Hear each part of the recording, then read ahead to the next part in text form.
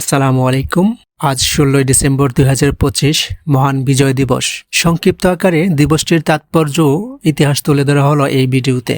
দীর্ঘ ৯ মাসে রক্তক্ষয়ী মুক্তিযুদ্ধের পর ১৯৭১ সালে ১৬ ডিসেম্বর ঢাকার সোহরাওয়ার্দী উদ্যানে পাকিস্তানি সামরিক বাহিনী আনুষ্ঠানিকভাবে আত্মসমর্পণ করে। এর মাধ্যমে স্বাধীন ও সার্বভৌম রাষ্ট্র হিসেবে বাংলাদেশের অভ্যুদয় ঘটে।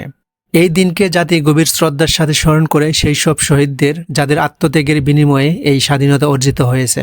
রাষ্ট্রপতি, প্রধানমন্ত্রী এবং সর্বস্তরের জনগণ ঢাকার সাভারে অবস্থিত হয়ে জাতীয় স্মৃতিসৌধে পুষ্পস্তবক অর্পণ করে শ্রদ্ধা নিবেদন করে।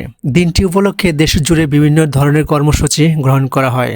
এর মধ্যে রয়েছে ৩১-১২ তোপধ্বনির মাধ্যমে দিবসের সূচনা, আলোচনা সভা, সাংস্কৃতিক অনুষ্ঠান এবং প্রধান সড়ক ও সড়ক দ্বীপগুলো জাতীয় পতাকা সহ রঙিন নিশান দ্বারা সজ্জিত করা হয়। এই দিবসটি বাঙালি জাতির কাছে শুধু একটি তারিখ নয়, এটি বহন করে আমাদের গৌরব, সার্বভৌমত্ব এবং স্বাধীনতার প্রতীক। সবাইকে অসংখ্য ধন্যবাদ। ভালো থাকবেন সবাই।